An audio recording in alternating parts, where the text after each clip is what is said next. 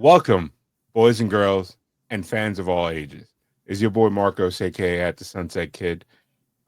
We're here again with another episode of Bumps and Bruises podcast.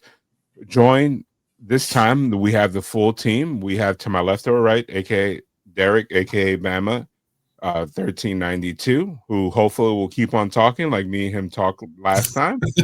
And on either my left or right, we have Drizzen, aka Shane, who's back after a 2-week hiatus. Or 1 week, or was it two? I can't even remember. I don't know. I love us. I am doing a million things all at once. I'm finally back home in the home studio.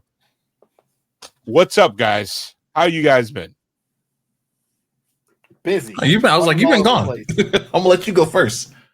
Well, for those who don't already know, I'm also in regards to all the other things that I do, I coach high school football, and it is the off season for recruiting. It is the off season for conditioning. I also have a grown little giant child who's getting ready to have his senior year. So he's been going to a lot of prospect camps and potential to be playing college football. That's good. That's the good next for year him. and a half. So that's what's pulled me away. Has been football. I mean, Love to see it. That's a good thing to pull you away from. What about you, Derek?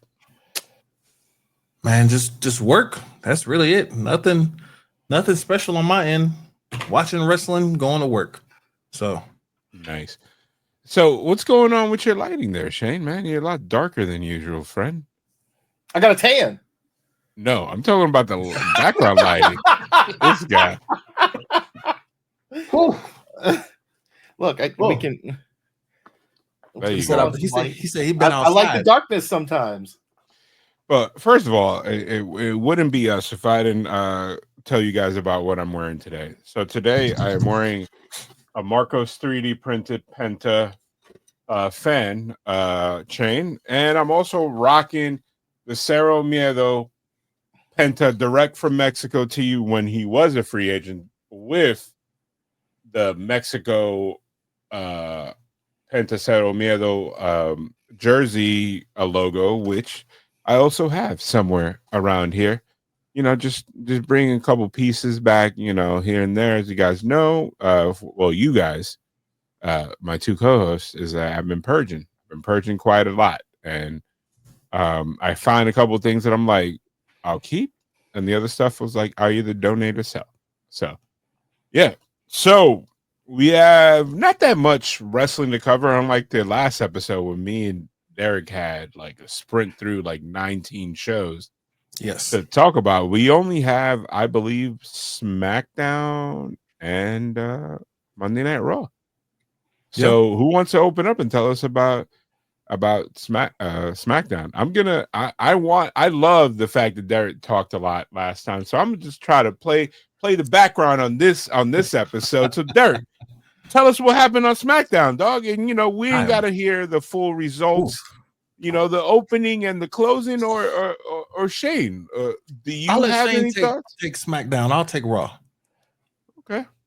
I mean, we got the biggest thing that we're looking forward to is that progression of the King of the Ring and seeing what's going to happen with Ron Killing / R-Truth and where it's going to go. And we got a little bit more information on both of those. And overall, we finally saw just advancement of storylines, which were in that kind of right after the Saturday night main event before we get to like the premium PLE. Mm-hmm. I feel like with the way that they're doing it right now, I feel like we kind of get in this little lull where they can't like jump the storylines really far forward because they're doing these little sub storylines while still trying to stay attached to the main storyline for these Saturday main events. And it gets a little bit of you kind of don't know what's going on with that main storyline sometimes. It just sits over here for a second, like I'm still on the main menu, but we're going to do this little side quest over here. So what I liked about this SmackDown is we finally got the full cemented face turn by Jacob Fatu. Didn't he open the show? Wasn't it his promo, or was it later on? I like his I know. was opening. Yeah, well, he came I believe out so. and no, it was later on in the show because I remember I watched the show live. But my takeaway was they finally cemented him as a face, but it wasn't a white meat baby face. And what I mean by that, it means he's not a goody two shoes baby face, a la Cody. He's an more of like anti-hero. he's like I just don't mess with these guys, and I'm on my own, and I like that. And then the funniest thing happened is we had a Solo via satellite, what it seemed.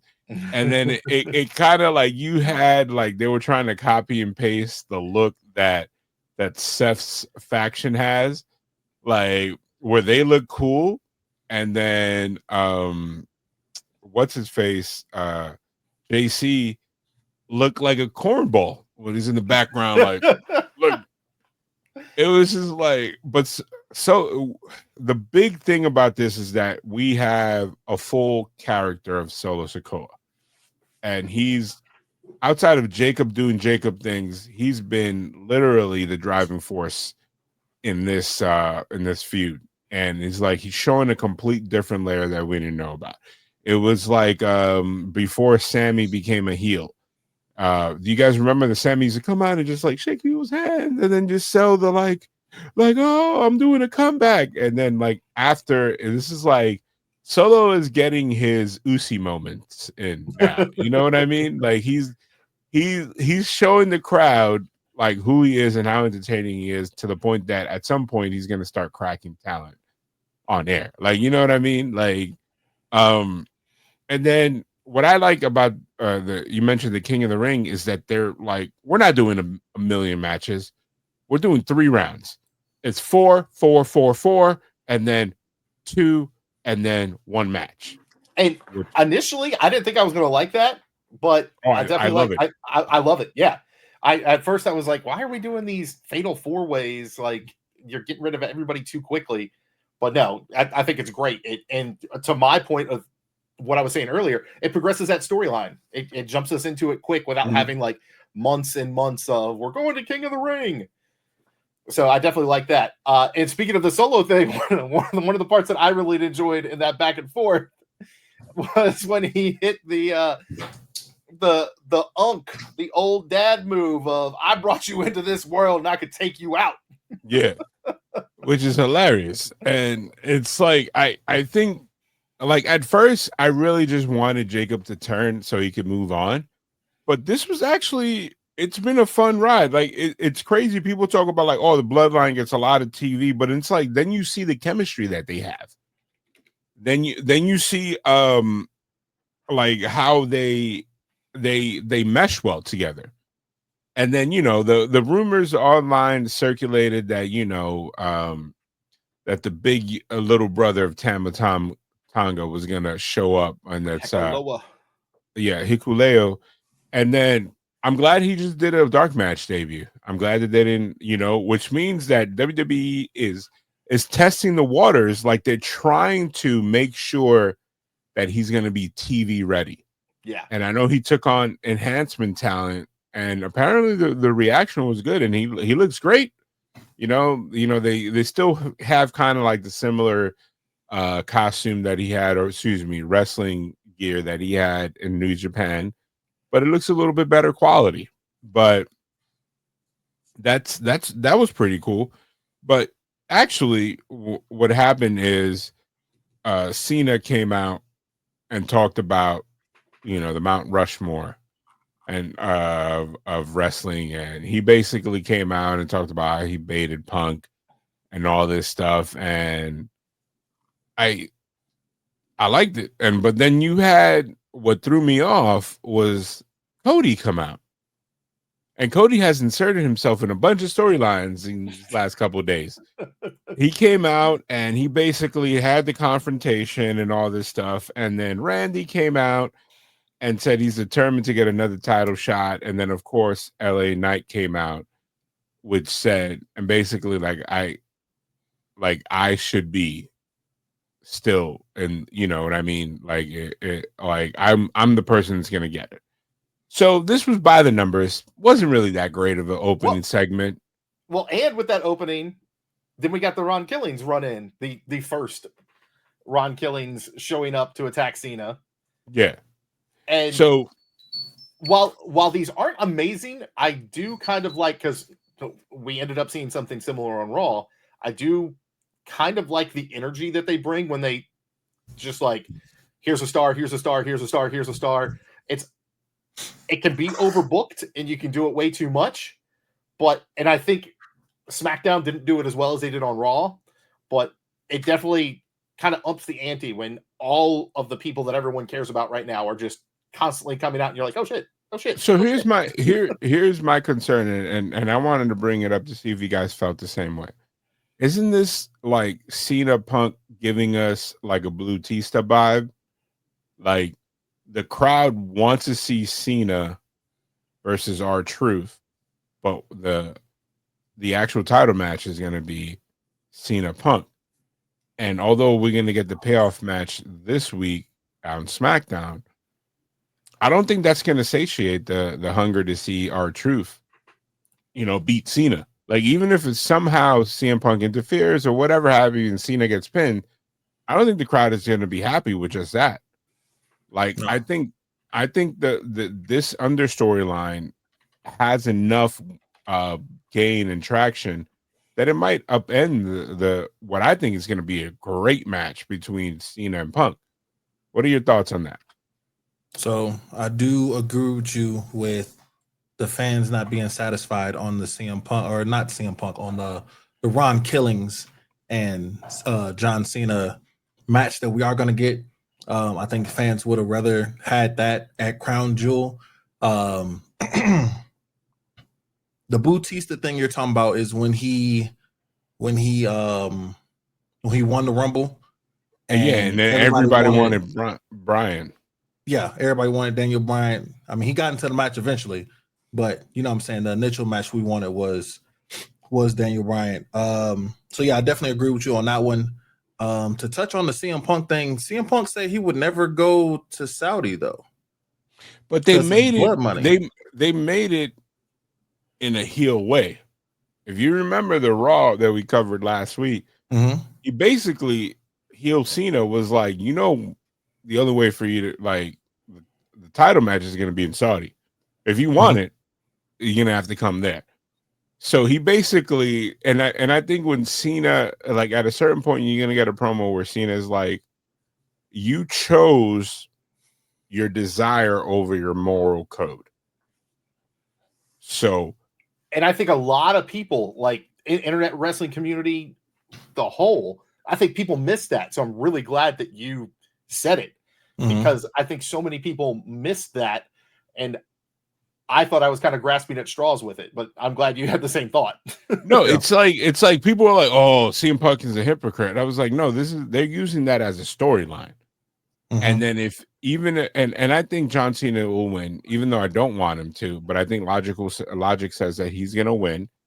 And then he's going to gloat about it. The next appearance is going to be like, I took your moral high ground, your guy, and made him go against his own beliefs and morals just to try to take this belt off of me. And I like look where that put him. And Punk's counter when they had that kind of back and forth was, I'll follow you to Mars to get it to whoop your ass. Yeah. So he kind of threw out like, yeah, I know what I'm doing, but I'm still going. Yeah. And I think this was genius writing and booking, and props to the writing staff, because they had to explain why, he had a complete 180. And then the fact that Cena later posted the match graphic that, that CM Punk wrote on Twitter about, you know what I mean, was a great example. Like WWE, like people are like, oh, long-term storytelling, and like AEW, I think AEW stuff just falls into place. I think WWE anticipates rights for it. At least this iteration of like booking, they're like, oh, we know about that because, we're obscure nerds like you. So we're going to bring that in full circle. So that way you can't try to create this narrative online. Because I'm pretty sure everybody had their Twitter and Instagram machines about to have these this full confessional videos talking about like, well, Cena has become, not Cena, CM Punk is a hypocrite because this and now it's like, no, we explained that already. So what else? What else are you gonna say? And additionally, I mean, as much as I agree, like it's going to Saudi is the absolute biggest cash grab that has ever been done in the history of sport. But at the same time, every sport is going to Saudi because it's a huge cash grab, and the Saudis as a whole are trying to change who they are. I mean, we've talked many times on here about Logan Paul, and if like he might be a great performer, but the person doesn't seem to correlate to his performances, and he seems like a terrible person but an amazing performer. And it could be the exact same thing with Saudi still. I don't have enough politic knowledge to be able to talk in depth about that, but the whole Riyadh season and the amount of money that they're putting forth in these PR campaigns to say, hey, we're changing who we are. And the fact that, I mean, just the fact that there's women's wrestling there now and that is something that has progressed is huge. And the fact that on top of all this, with the CM Punk, the back and forth, because it is hypocritical at the end of the day, but the same could be said about Sami Zayn. And of course, Sami had a lot more with the Syrian background to be worried about in going to Saudi. But now he does, but he'd been highly critical of them on Twitter, and those tweets have been deleted. People didn't make a lot of noise about it. And he's over there performing now. And the connection that he's having and going over and speaking Arabic and growing. And I mean, he's talked about how much he enjoys the connections that he's making with the fans that are over there. Seems like there could be some positive change that I'd be hopeful for as just a compassionate human being. I just think that when people start trying to attach their morality to corporations, you're going wrong. A corporation in itself is there to make money. There's sometimes, and as much as we like to politicize a lot of corporations' doings and everything,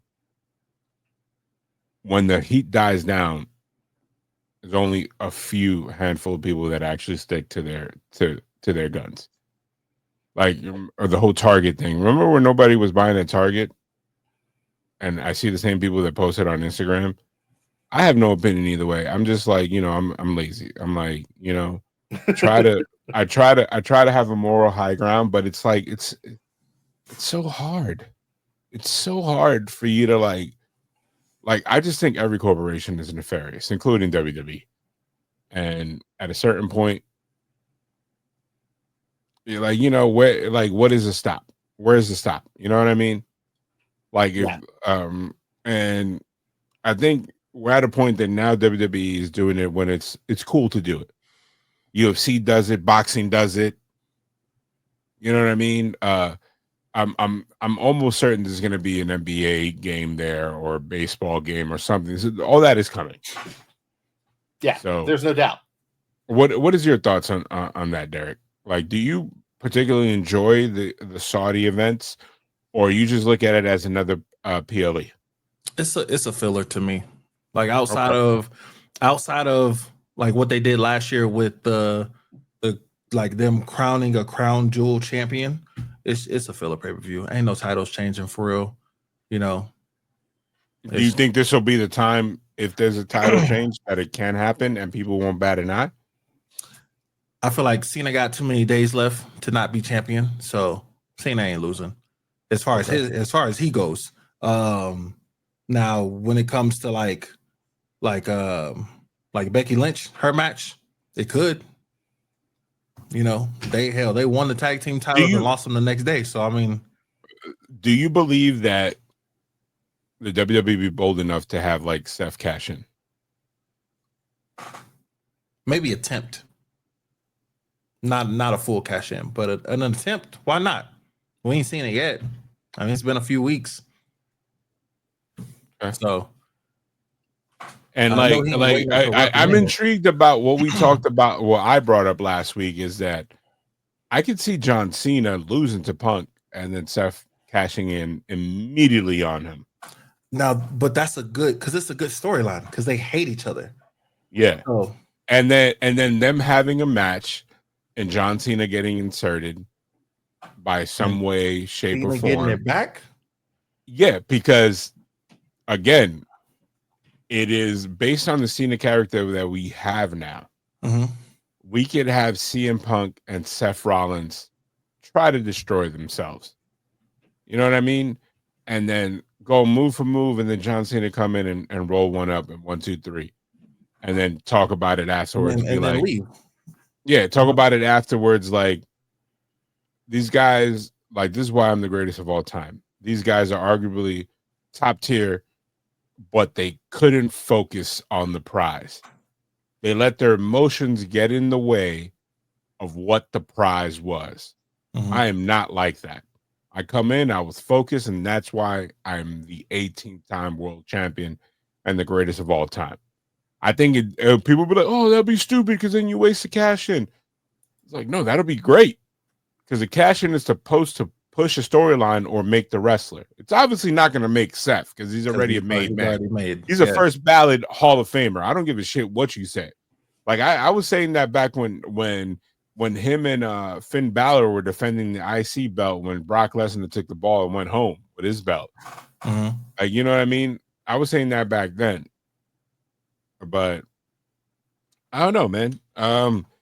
So this correlates directly with the next segment, which is basically you had the men's fatal 4-way, in which we saw Randy Orton win and beat LA Knight when LA Knight had the upper hand after Braun Breaker interfered.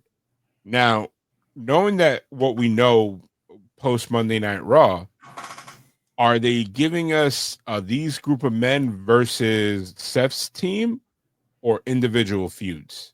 I want to open this up to you guys. What do you believe has happened? Derek, let's start with you because I love when you participate more in these conversations because me and Shane can fill a room with conversation for hours. Y'all will talk to a wall. I know it. Yeah. So I mean, I don't think it's gonna be individual feuds with everybody. I definitely think LA Knight will end up feuding with Breaker just because they have that little history, that little back and forth.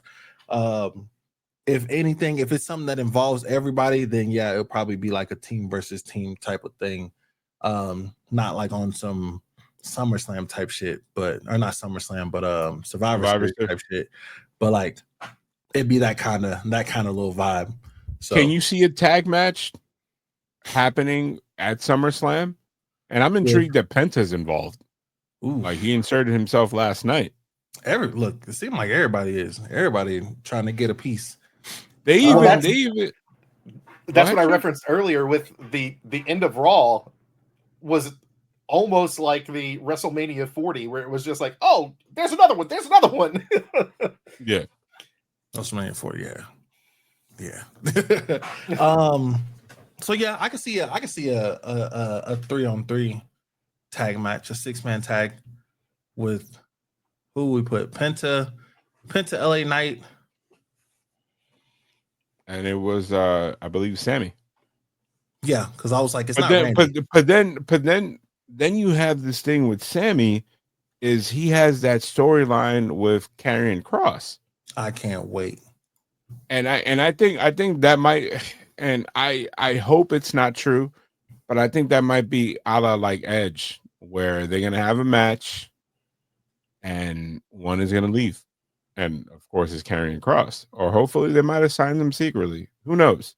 I don't know. I don't see Kross leaving. I don't know, man. Like Kross is about the grind.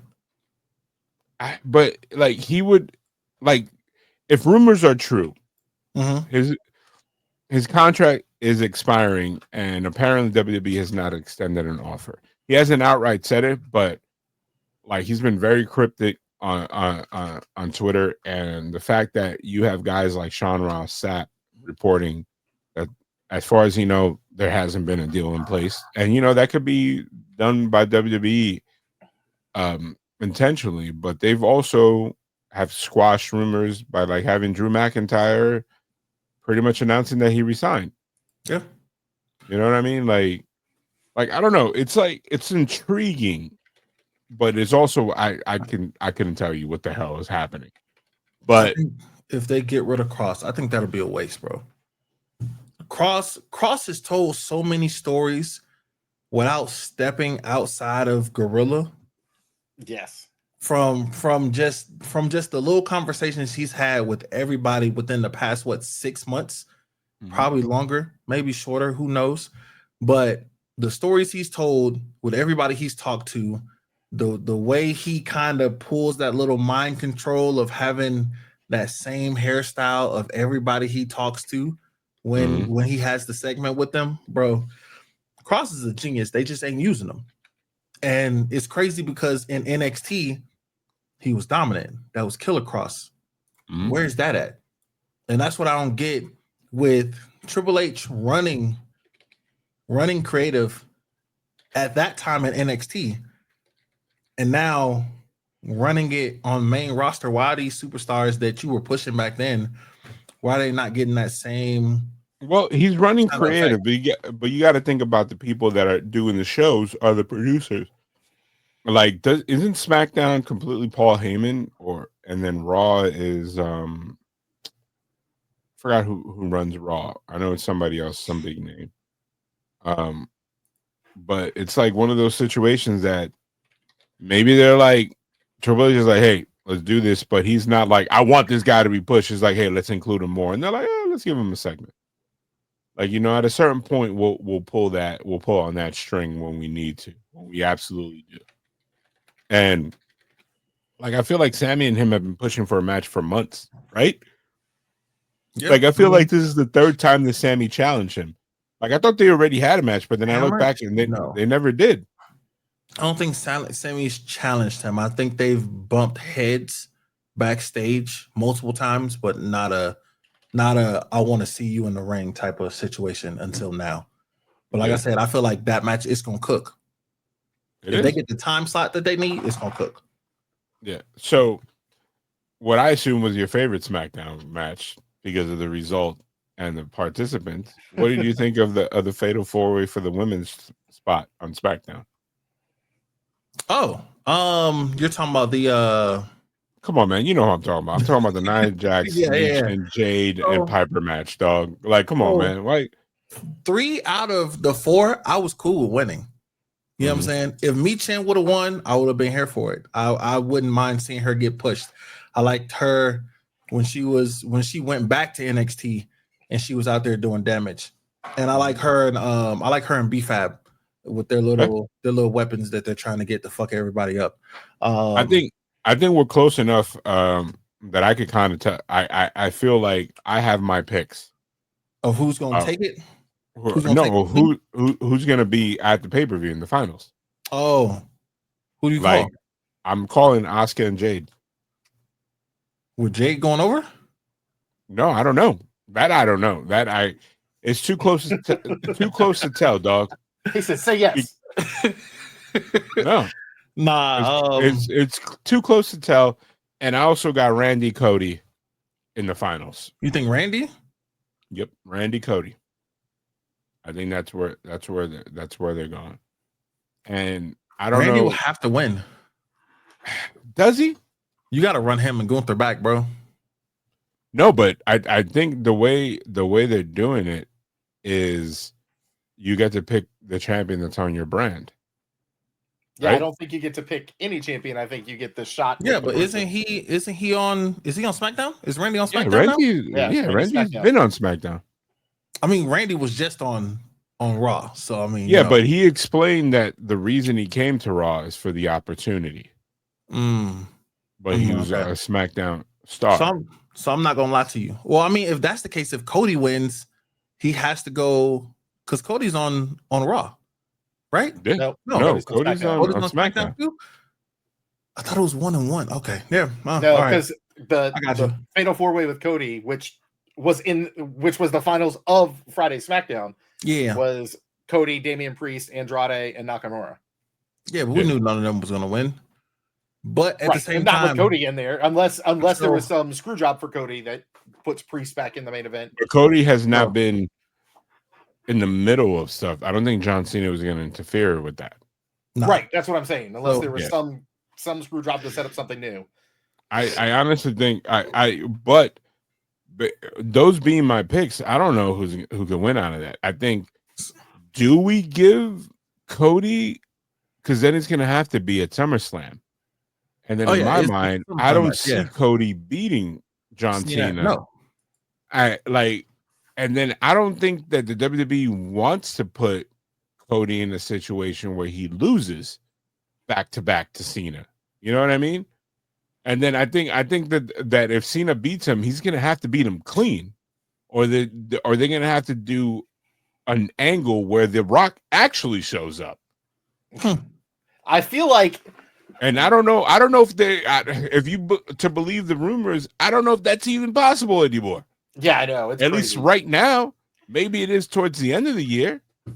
I mean, he definitely needs to be there to finish all of this. If he doesn't, then pointless. They screwed and themselves. They talked about it. They've been mentioning The Rock on commentary a couple times, and then John Cena mentioned him. He basically said, like, the reason I aligned myself with The Rock, like, basically when he was talking about how he got the title, it was like, it was a promo on Raw, I believe, is when he was like, you took your eyes off the ball, and that's why I aligned myself with the final boss or something, and which was the first time Cena mentioned him in God knows how long, if not maybe the first time, because I don't think when he won the belt he mentioned him.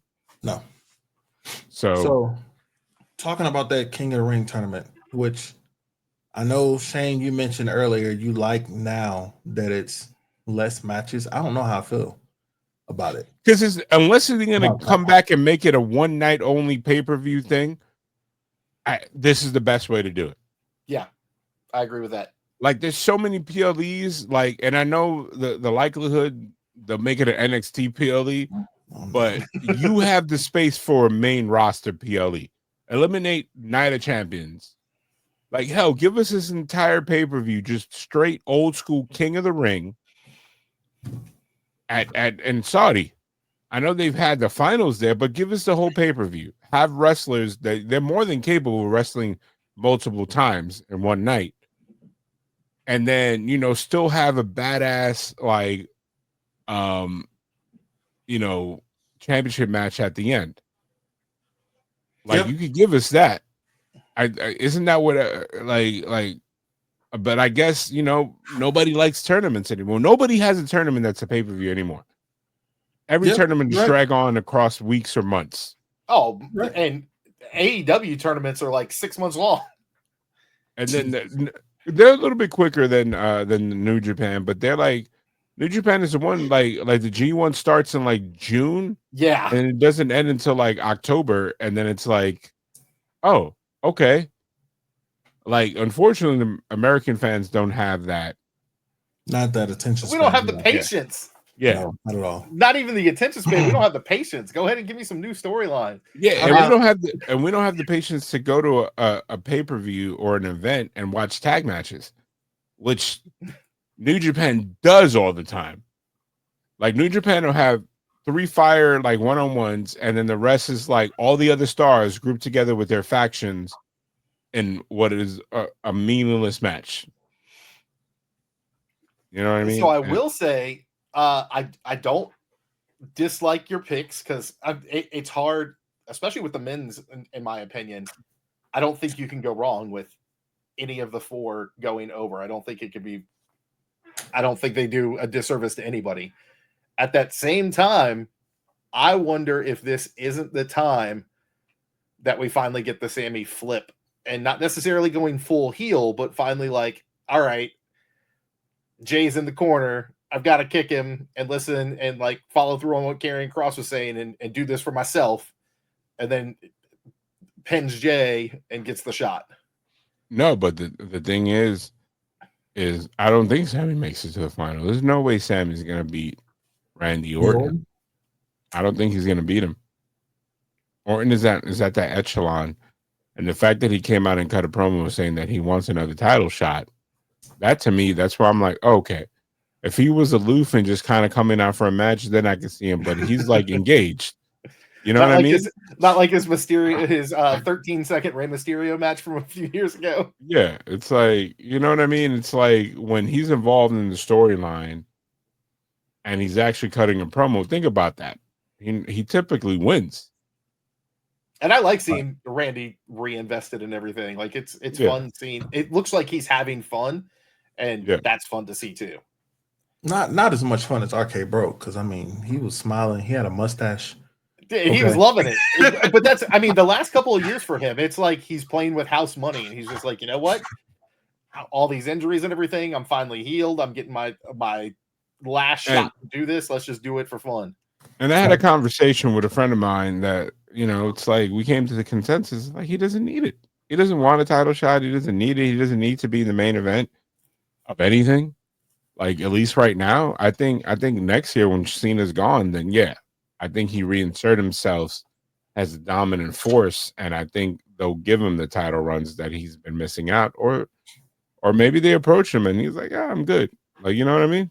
I do think it's funny, and I didn't even realize this when I said it, that your two picks put SmackDown versus SmackDown. My scenario put Raw versus Raw. Yeah.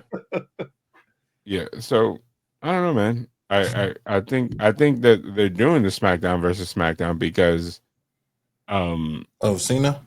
Yeah, because of Cena.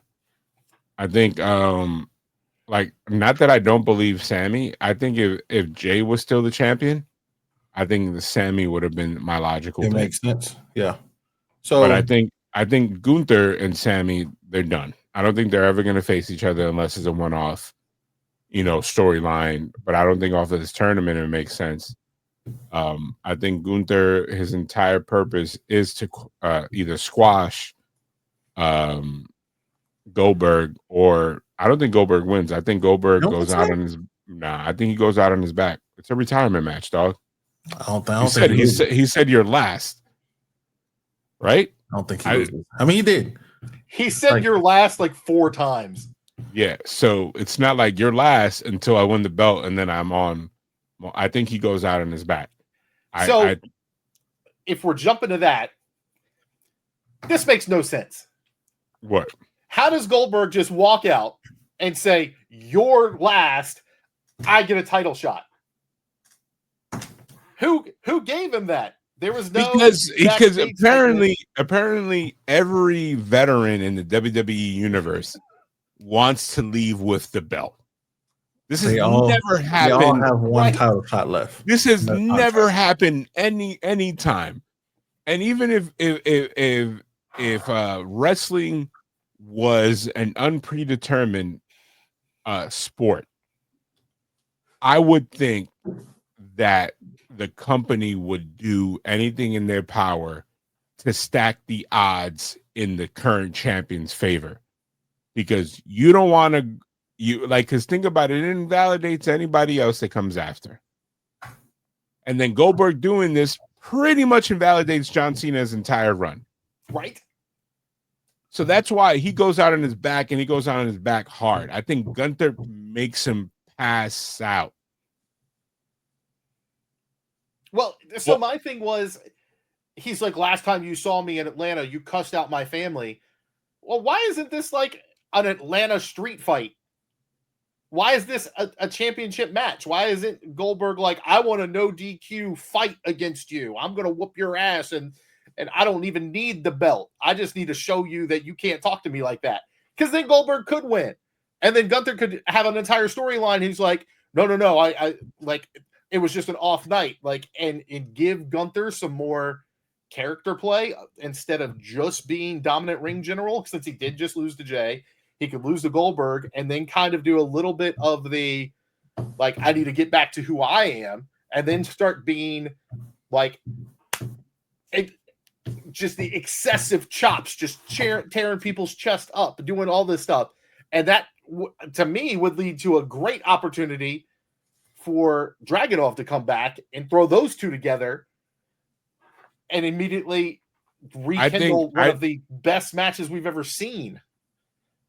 I think I can see Goldberg about to win, and then the smartness of Gunther takes over. Like Goldberg goes to spear him, but Gunther somehow grabs him and puts him in a bulldog choke. And then he's like using his momentum to choke him out. And then leaves him there. And then Goldberg goes, takes a second, looks around. I see him leaving his gloves in the ring. I don't see him taking off his boots because he wasn't a technician. That's more for technicians. What? Like, you know what I'm. You think Goldberg's not a technical wrestler? No, I think Goldberg is a sports entertainer. Even a before man that has given himself 4 concussions either in the ring or in pre-walkout. Now, I would love if somehow they medically clear Bret Hart and he comes in and fucking kicks the shit out of Goldberg. Like low blows him. You know what I mean? Now he's got to kick him in the head. Yeah. Like, I don't know, man. I don't think he could kick Goldberg anymore. I don't think he could either. Yeah. But this is definitely a retirement, man. It's nostalgic. I think he's done. I think the whole thing is a spectacle to get Goldberg to bring Gage into the WWE, to at least get him what is it? What is the college thing? The NIL those deals? Yeah, the NIL deals. Which is he? They just announced their newest crew. Is he not in that? And I don't know if he's in. I know Titus's son is. Titus's son is. The other Steiner, I think, is the younger brother. Yeah. And they just had Mark Henry's son too, right? And Mark Henry's son. I thought Mark Henry's son was the name of the names, and the picture made sense to me then. So yeah, Mark Henry's son. But I ain't gonna lie, man. Look, this Goldberg match, do y'all really care about it? Because I don't really like. I feel like it's too late. Like that was October of last year that we saw that little engagement. Because me and you was there. Yeah, yeah, it was Bad Blood. Yeah, I don't know. I don't know what's gonna happen. I think this is just a one-off, and I think WWE delayed it until they were like, all right, who's gonna actually pay to see this?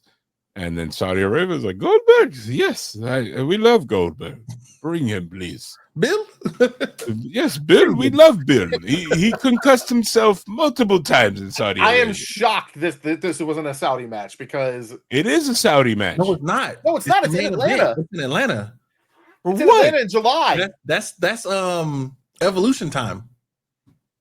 Yeah, wait, so Saturday night main event? Yes. Oh, he's definitely going on his back. I thought this was for. So wait, the only championship match in Saudi is Cena. Okay. And I am 100% incorrect. Then yeah, Goldberg is losing, and he's gonna lose badly. They could have just gave that on us on Monday Night Raw, man. No, not giving it to us at all. You know why they give? You know why? Because it's gonna bring in all the good old boys from back in the power plant days in WCW wrestling. It's like, oh, like Goldberg out there, he's gonna beat this German kid. Like, screw this Gunther. Like, we gonna whoop his ass. We gonna show up there and show out, baby. Get some Goldberg. You're last. Why he sound like a mix of Dusty Rhodes? He's the countryest Dusty Rhodes of all time. Shit. But yeah, he definitely goes out on his back. This is a non-PLE. Oh, come on now. Come on, son. Goldberg might actually kill this man. That's how bad he's gonna beat him. He's gonna come out, have his offense, and then he's gonna go for the spear, and then Gunther's gonna no-sell him and beat the shit out of him afterwards. When he walked out last night, every step with his right leg was a pronounced limp. And I'm like, why are they putting this man back in the ring when there is so much talent already in the WWE? Because they signed him for a last match. Because Vince Atlanta. did it. No. I don't think they. I think this was Triple H, aka TKO, and then he's hurt himself like twice training. That's why this match has been delayed. And they're like, Let's put this guy out of his misery. We need something to sell tickets in Atlanta. Let's trot out this guy. And granted, it's dirt sheet rumor stuff that I read and heard about this, but the popular rumor is that he was promised a last title match by Vince, and it was recorded or written down or something, and he has proof, and that's why this is coming to fruition, to give him that last match that he was promised. There's no way Gunther loses at all. I sure as heck hope not. And if he does, there better immediately be burn it down, and Seth just comes and takes that title and says, "You know, I wouldn't even do that." You don't need it. You don't need it. He needs to come out. If they have Goldberg wins, he needs to come out and immediately take the belt back, and then turn and say, "Yeah, I'm the Messiah again. I had to save you all."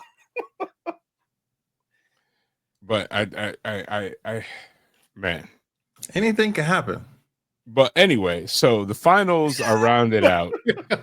Cody and Alexa Bliss are the two finalists from SmackDown, and it's going to be Asuka, Alexa Bliss, and then Jade versus who's the fourth person? Roxanne. Was it Roxanne? Yeah. And I think it's gonna shape into what I hope is its card. So then we get Monday Night Raw. Now go ahead, Derek. Tell me how Monday Night Raw opens up, because I saw it after the fact. I saw the main event live, and then I saw the last match. I'm sorry, the opening segment all on a recap. So first thing, I was trying to talk before, but I didn't get to. Jay being in this tournament, bro. Why? I don't know, because she's green as like guacamole from Chipotle, dog. Like, she's getting better, but I don't see her as a credible. Jade, not Jade. Jay. Oh, Jay. Oh, Jay. Yes. Jay. I was like, he's not green, but I was like, I'm gonna let you finish because I'm trying to see where you was going. Because he's still got to be main event, and he's gonna main event next Monday. Marcos called it. You were here. I wasn't. Why do I know this? I know he called it, but everybody's like, Dragon off. Everybody's like, Dragon off. I'm like, fuck no. Do you remember your reaction when Marcos called that? When Marcos brought it up last week? Because they're not going to let him win, though. I know. I was happy. He said, "Oh, I like that." I mean, because he could win, but at the same time, it don't make sense because you just took the title from him for no fucking reason. He's not going to win. He's not going to win. This is a vehicle. This is a vehicle for Cody. It's pointless. Cody or Randy. It's not pointless because he's still you want, like, think about what they've laid out for us. CM Punk verbally, the man who constantly says I'm the best in the world at what I do, come out and say Cody's the best we have. And on that same night, Jay loses. That sounds like some Avenger shit, bro. No, and then 2 weeks later, it's Cody versus Jay. It's like when Captain America and Iron Man fought, and I believe Captain America Winter Soldier or Civil War. Yeah. At the end of the day, you're not going to have a declared winner, but Captain America has always been the leader of the Avengers. Yeah, but nobody. If he's a part of the team, he's always been the leader. Over Iron Man? Yes.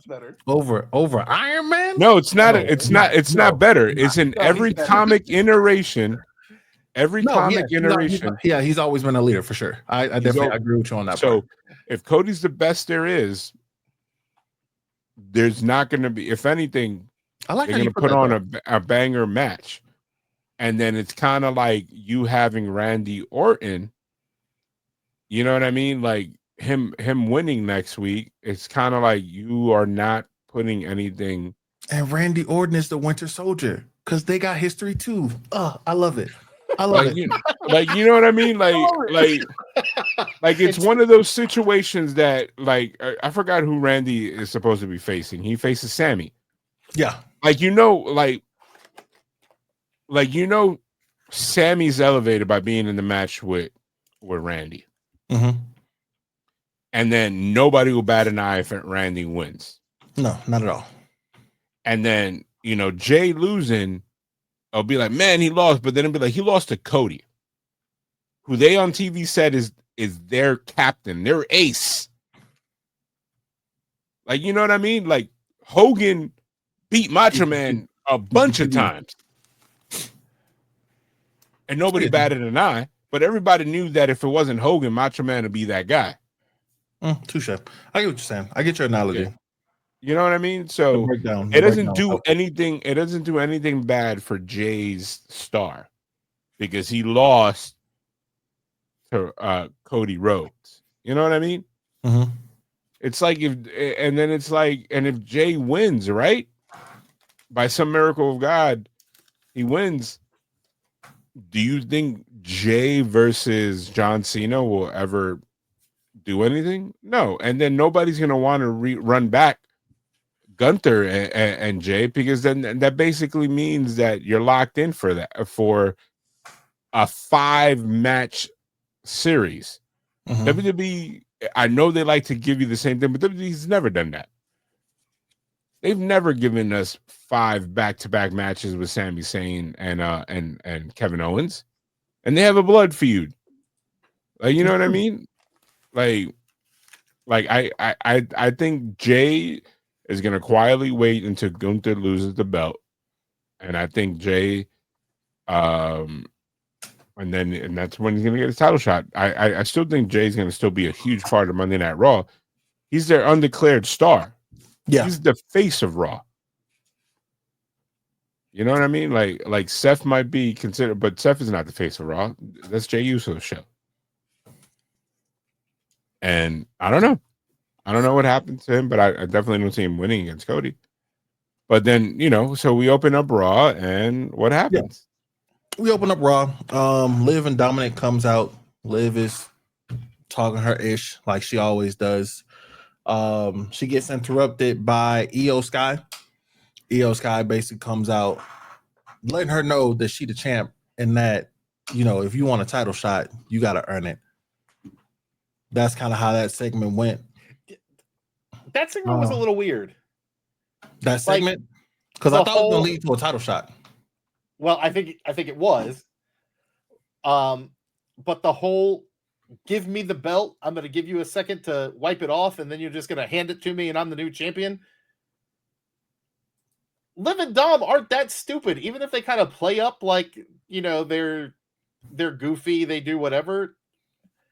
Like, that made no sense. There's been I don't know, this past week there were so many questionable things, and I was just like, what are you guys doing back there? But the elephant in the room, Liv Morgan getting hurt. Yeah, I think it opens up, and somebody's going to get an immediate push, and I think it's going to be one of the NXT stars. I think it's going to be Asuka. You think it's going to be Asuka? Yeah, to your point, I think Asuka more than likely wins the Queen of the Ring tournament now, and she uses that to get the title shot. Yeah, because I can see it. You have a great setup of the two best friends coming back and battling one another for the belt. So then, what happens now with the Bella twins? Because I know that's in July, right? Yeah. But if she separated her shoulder and there's no surgery needed, if they pop it in, I think they'll still go ahead with the match. But we don't know if she needs surgery. Yeah, they haven't announced that yet. So I'm not. You might know more since you're a football coach. I've never had a dislocated shoulder, but movies, Best of the Best, and other movies in the 80s have said to me that they could pop it in and continue. It can be anywhere, depending on severity. It could be you can pop in and continue, which I think we know it's not that. To it can be surgery in 4 to 6 months. Oof, that's a long. So the severity is going to be what tells, because if it's separated and there's tears within there, that's where the nastiness comes in. Looking it up, it could be 16 weeks, which is 4 months. Which is 4 months. That's the absolute worst severity. WWE has not had a degree of it out there, because 6 weeks puts her in this pay-per-view, right? Yeah, right. No.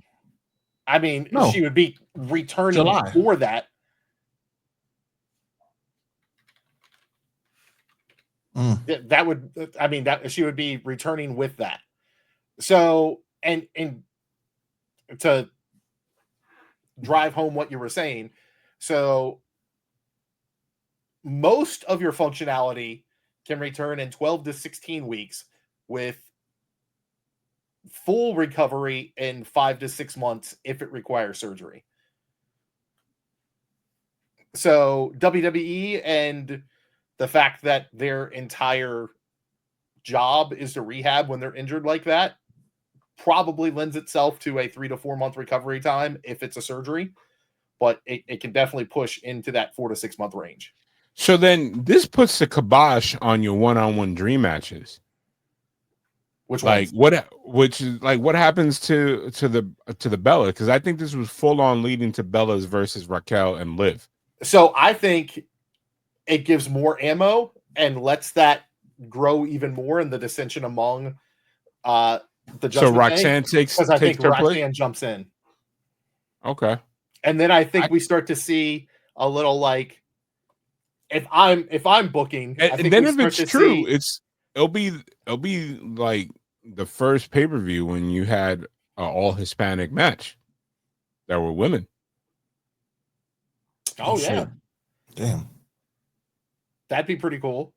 But additionally, I think we can start to see, like, Liv is gone again, and Raquel, like, starts to be like, you know, Roxanne, you're not that bad. And then Liv comes back, she's like, what are you talking about? She's not that bad. So do we get another revenge tour? I don't think you get a revenge tour. I think Liv comes back as face. I think Liz comes back as face. I think Roxanne. So no Dom? I think Dom moves to Roxanne. What? Just keeps knocking down the dominoes. Accident. I think I don't horny. God. I think we get the absolute opposite. I think we get Dom being with Roxanne for the meanwhile, and then it's all a setup. Set up Roxanne later. I mean, like the opposite of Rhea.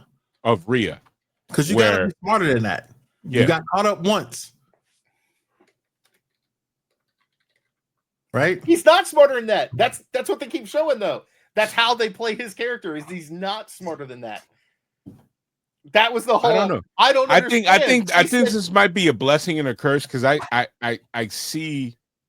I saw this playing out where Liv ends up being the psycho one that's threatened, and then at the end of the day, it's like, oh wait, she's just crazy, and then this has a face turn for Dom. But now they can still be Liv and Dom and turn face together. That's I think Dom jumps, and everybody's like, "How could you be so stupid? Like, you're leaving Liv," but we know he's that stupid. I just called her and she said good morning, but it's nighttime. And they're like, all right, here is the planet. This is the sun. Yeah. I don't know. I think this open storyline wise, I feel bad for Liv, because she has been legitimately the unsung hero of the women's division. Yes. Everybody went down and she was holding it up. Like remember, Rhea got hurt, and then Becky was out, and then Asuka got hurt, and then Kyrie was hurt, and then you had the rest of a bunch of people got hurt on the Raw roster, and she kept the wheels turning on that brand without them because now without them importing back. people. Yeah, everybody's back now, and now she's out. And I'm going to jump back to if that were to happen, the fantasy booking part. Look at what you can have where Rhea goes, "Oh, Dom did to you what he did to me. Now you see what it feels," and Liv's like, "You know what? I was wrong." They reconnect. Those two come back together, and then we have Roxanne and Raquel against Rhea and Liv. Mm-hmm. They still got to drop those titles, though. I think Roxanne talks to management, and she's allowed to defend Freebird, baby. Naomi shit. Yeah. Okay. But like on some like single white female shit. Like, I'm literally taking your life. Yeah, or like the rule, it's not unprecedented at all to be like, hey, these titles are held by the Judgment Day. It's not just Liv and Raquel. I'm part of a Judgment Day now. So Raquel and I. New Day shit. Yeah, that's the Freebird rule. Yeah. Okay. Freebirds are a really old tag team that were a trio. Freebirds are actual birds that live free. They're free as a bird now. They're free. Gotcha. So after that, we got the Fatal 4-Way for the women's Queen of the Ring. I almost say King of the Ring. King of the Ring. We got Queen. You know what I meant. God dang it. We got Asuka's return, which in my opinion definitely should have been. They shouldn't have showed her. I mean, they ruined it. I don't know.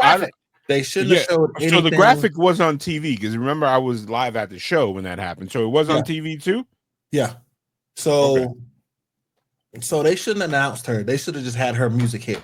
Pitch Black music hit. Crowd would have went nuts. They were excited regardless. And they brought back her old music. Yep. That is the best by far. Yes, they did that as well. And it also cements the fact that that faction is gone. Yeah. Which faction? Damage Control. Oh yeah. Damn. Yeah, they're gonna be the Kabuki Warriors.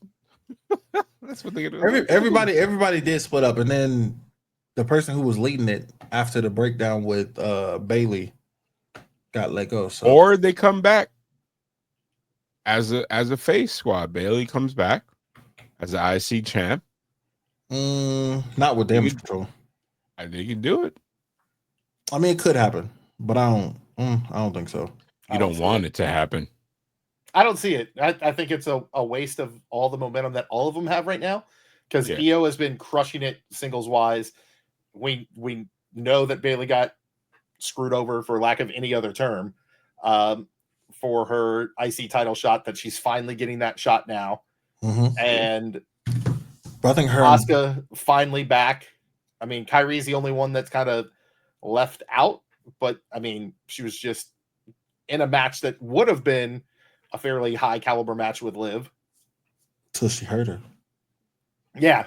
Until Kairi Sane injured Liv Morgan. Got two bodies. Just ripped her arm off. Yep. I seen it happen. But I love the celebration after she declared all that shit that she did in the ring. That shit was hilarious. I don't think we saw that. You didn't see it? You didn't see that part? That's why I was joking. She kept running the ropes and then like doing this stuff and go. I must have missed it.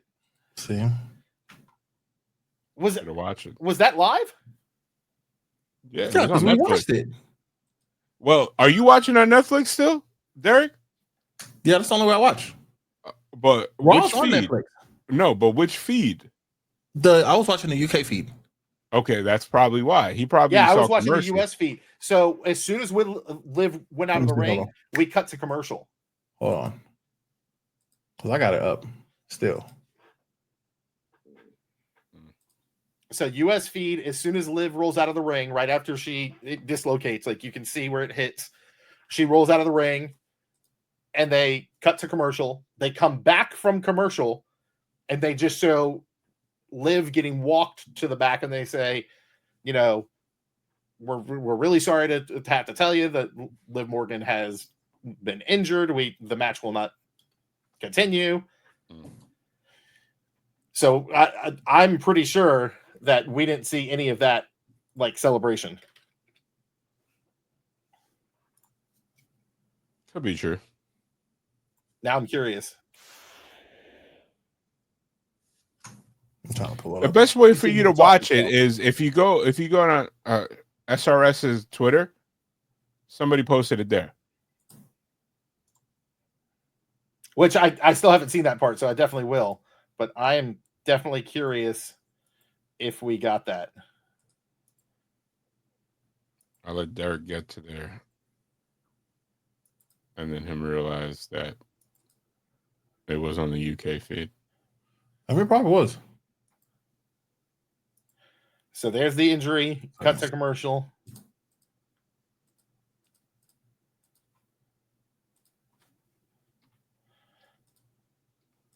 I'm trying to look for it on SRS feed. Yeah, so the US feed, they cut to commercial, they come back, and it's announcer's desk. They say she's hurt. They replay the injury like 4 times because that's what you should do when somebody's injured.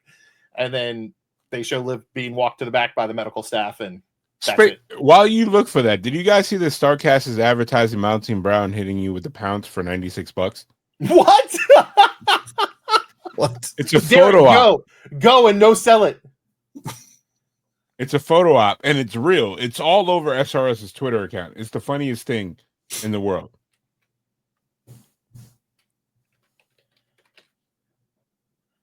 That's hilarious. Like it's confirmed.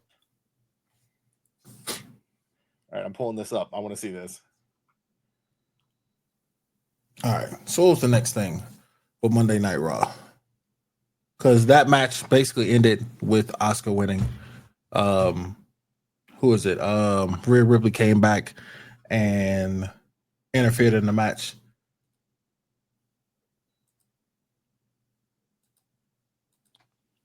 She came back, interfered in the match. Yeah, and it's like everybody's getting their receipts on the previous cash in. It's no more dumb baby faces anymore, which I like. Did y'all see the Asuka her contacts? It was like red and white circles. Yeah, that was cool. She always is on point with those. I'm not gonna lie, I wouldn't mind seeing Asuka without the face paint though. I from what I understand, and Marcos, you may know more about this because you're kind of plugged in more to like the New Japan and everything. Asuka is a huge fan of the face paint. Like, yeah, that was part of her character. That was a huge part. And she's also a licensed makeup artist. Really? Now that I didn't know. And she's also in the hair industry. She does her own hair. Hold on. And a lot of the Japanese. It's like, wait a second, I love her. She can win everything. I was like, what? Yeah. Forget Jade. Asuka's the cool. That's really cool. No, I didn't know that. That is neat. She is also like one of the absolute sweetest people on the planet. See, I haven't met her. I haven't done a meet and greet with her, so that part I don't know. I thought she was super kind, and if you ever about to make another joke. She used to stream before. Yeah, I stream. Forced her not to. I seen her stream, and it's like some of the most wholesome stuff that you would ever watch. Yeah, I don't know if she has her hair salon anymore. But yeah, her hair salon was called Another Heaven in Japan. And translated. Okay.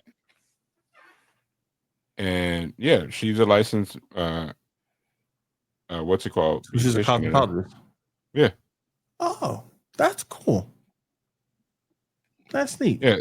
That's why her hair actually looks pretty good. No, her hair always looks good. I'm not gonna lie. That color that she be doing, I didn't know. I just didn't know it was her. Color pops. Dang, gotta meet Asuka now. Yeah, gotta meet Asuka. She says it because in Japan you got to have a real job certification. You can't just be like, "Oh, I want to be a wrestler." Yeah.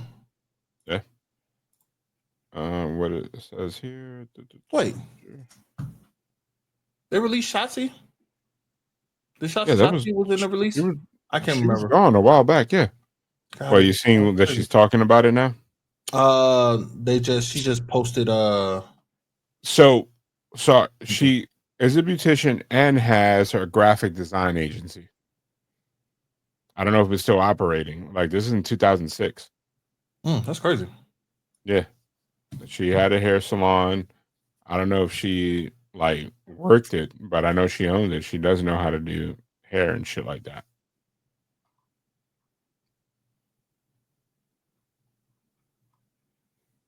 Yeah, she's awesome. Asuka's been wrestling since 2003, 2004, and she was super young. Because you got to think about her name. Her name was Kana, and in Japan, it's very common for girls in their early teens to start wrestling. Mm-hmm. Because the Yoshi culture or whatever. I'm probably saying that wrong. That's cool, Mm-hmm.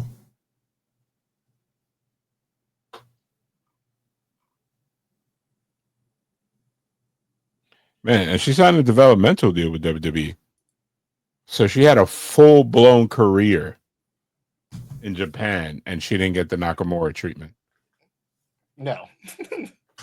And then she easily became one of the best wrestlers in WWE. She had her own streak. Forget Goldberg. Yeah, and then they brought everybody else got brought in kind of like with the like Kairi Sane was signed as a star. She got the Nakamura treatment, and Io Sky I think came in as developmental as well. Or she might have actually had bread because they signed her after her deal. I know that's around the time like everybody with the exception of Jeff Cobb got brought in right after they did the Lucha Underground. Once those contracts finally ended, 4.5 years after they filmed their last match, the soap opera contract that says you can't go do anything else. Yeah, that's when Trevor Mann messed up. Not Trevor Mann, whatever his last name is. That's when Trevor messed up. Rick O'Shea, right? Because he came out and did a pay-per-view only appearance and cut a promo that got cut off because the match started early, right before he signed to WWE, in which he was saying that he's coming back to New Japan, and then sure enough he did. They had to do an off-camera like a pay-per-view non-advertised, like unless you bought the pay-per-view you knew. And, yeah. But then, Derek, we got the main event. We got Gunther? Which we've already spoiled the Raw main event. Oh, you're talking about that. Okay, skipping everything else. We're going to the main event. We got basically Jey Uso winning. I think we hit everything else because we already talked about it all. We're just very all. We have jumped and everything else. Who do we have? We had Rusev, Sheamus, Bronson Reed, Jey Uso. Correct? Yes. I was just seeing if you were gonna remember Jey. I was like, oh, we're getting there. Okay. Who's that other dude? That guy. Where is he at? That person. Yeah, I mean, great match. We got to see. I'm telling you, Jay's a superstar. You saw the reaction when he won, and then the whole because this is why I feel like the whole Hogan Macho Man vibes at the end with the handshake and everything, like, and they haven't feuded. I wouldn't mind seeing a feud. I don't think we can gloss over the main event because leading to Jey Uso winning. We got LA Knight, Braun Breaker coming down, LA Knight coming down, Penta coming down, Cody coming down. It was just that it was the WrestleMania 40 all over again. When every time you turned around, there was another superstar that wasn't supposed to be there jumping in the ring, and because it was no DQ, it made it just for good TV. I actually was like, this is kind of fun, and it probably overbooked, probably more than they needed to do, but it continued a lot of storylines. Yeah, I was like, it gave it some, a little bit of something. Why did we have Paul Heyman with the briefcase? Because he's carrying the briefcase. Yeah, Seth doesn't really carry. Why did we have Paul Heyman out there anyway? Because Seth, yeah, Bronson Reed. It's one of his people. Yeah, I guess he didn't walk out with the Usos when they had a match. Sometimes he did. Yeah, when, but it's also different because when he was with the Bloodline, he was the advocate. He was Roman's advocate. He was Roman's wise man. He's just the wise man. No, now this is the brainchild of Paul Heyman and Seth Rollins. Paul and is an equal member. Paul went to Seth and was like, "Hey, we've had this, but let's do this." So he's no longer being looked down upon, and that was one of his first promos after that. Like, you all put me in a position of I have to pick one of you. No, I don't. I can do my own thing. Yep. Touché. So all in all, I think this was a good Raw and a good SmackDown, and it was good not because of even the segments. It was good because of the wrestling. Because the segments, like the Goldberg segment, which we didn't really cover, was booty. Terrible. We didn't need to see it. Yeah. No, I think we covered it because everything about Goldberg has been booty, and we don't need it, and I don't want it. And we actually went over that segment a little bit because that's where I was saying he came out and went over and hey, if that Saturday Night SmackDown sells out, we might get another Goldberg match. Well, and that's the thing too. Like, if they correlate, like if his merch sales go through the roof, which they announced a t-shirt during the segment, that t-shirt was on the ugly as shit. Hey, like if people buy it, somebody like it. Goldberg's last ride. Like literally, that's how Hogan's red and yellow comeback happened. Yeah. Excuse me. That's how his title shot and win happened. He was the #1 merch sales to the point that they were like, "Holy shit!" They thought he dethroned John Cena for a minute. But you know what? 2 people have done that recently. R-Truth, Karrion Kross. Yeah, because his merch sales are high too. He was, for 2 weeks, he was the highest selling merch on. They couldn't keep his shirt in stock. And the only reason he got the throne was because of Ron Cena. Which was an amazing shirt. And One day it'll get delivered. I'm surprised that we didn't get, because he's wrestling this week. I'm aware to Denver on SmackDown. It gets here in time. When's that? July 5th. Denver. Where's that? It might. You said you're wearing it to Denver or you're wearing it to Atlanta? No, to Denver. What's happening in Denver? Cena's coming to Denver now. Oh, okay. Initially, he wasn't supposed to. That's why I went to Philly. So now you double down. What are you getting signed this time around? Possibly everything else. Everything I own. From the spinner, the actual spinner that I didn't get signed, the title he holds now, the one that The Rock brought out, Big Gold, Undisputed. I would just get him to sign the current one. Or wait, he has to do the spinner. I got to do the spinner. Yeah, too, spinner makes a lot of sense. I thought you got that signed last time. No, it was this one. It was the get there. Finger go. US title? No, it's the other one. The legacy belt. That's the one. Hand. Yeah, that's the hand. Do you have the Cena? I don't. I've been looking, title? But everybody charging too much for it. Is that one on the shop anymore? Nah, the groups. I be watching a little bit. Like I told him he ain't gonna get that left, right, left episode. I mean belt. But anyway, guys, this has been a long episode. Another amazingly long episode of Bumps and Bruises podcast. I don't feel like an hour 15. Anyway, that is Shane, one of these guys, and that's Derek. He's over there, and I'm Marcos. Thank you guys for joining us again. We'll see you next week. Hopefully with a much more compact episode that we don't just jump. But, it's a PLE go-home show, so we might have a lot more stuff. Who knows? Anyway, we'll catch you guys. Yeah, the pay-per-view's 2 weeks from now. Riyadh. Yeah, Riyadh. It's That's gonna how you be. know I don't really care, because I ain't paid much attention at all. Normally I'd be like, "Oh, we got 2 weeks. Let me make sure I don't book no clients this day." Well, it's gonna be it's gonna be at 10 a.m. for you. You're gonna be eating breakfast. You're gonna be like, hold on, let me not have a long breakfast. I will be at work. I'll be at work at 6 and 8 a.m. sometimes. So, but anyway, we'll catch you guys next time. Appreciate y'all.